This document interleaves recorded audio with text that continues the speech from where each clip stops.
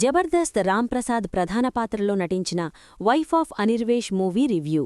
స్టోరీలోకి వెళ్తే అనిర్వేష్ రాంప్రసాద్ తన భార్య విచేలిత సాయి ప్రసన్న తనను వేధిస్తోందని పోలీసులకు ఫిర్యాదు చేస్తాడు. మరోవైపు అతని భార్య కూడా తన భర్త తనను అనుమానిస్తూ చిత్రహింసలు పెడుతున్నాడని కంప్లైంట్ చేస్తుంది.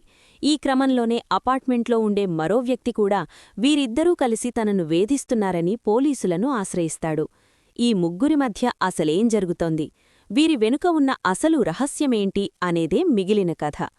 ప్లస్ పాయింట్స్: రాంప్రసాద్ నటన.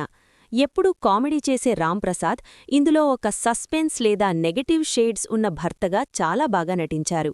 సస్పెన్స్ ఎలిమెంట్: సినిమా చివరి వరకు సస్పెన్స్ను మెయింటైన్ చేయడంలో డైరెక్టర్ సక్సెస్ అయ్యారు. యువత కంటెంట్: క్రైమ్ థ్రిల్లర్కు కొంచెం అడల్ట్ డ్రామాను జోడించడం వల్ల యువతకు ఈ సినిమా కనెక్ట్ అవుతుంది. Minus points: screen play. కొన్ని చోట్ల కథ కాస్త గందరగోళంగా అనిపిస్తుంది. అడల్ట్ కంటెంట్ కేవలం ఏ సర్టిఫికెట్ ప్రేక్షకులకు మాత్రమే పరిమితమవ్వడం. ఫైనల్గా, మీరు క్రైమ్ థ్రిల్లర్లు, మర్డర్ మిస్టరీలు ఇష్టపడేవారైతే ఈ వారాంతంలో ఈ సినిమా ఒకసారి చూడొచ్చు.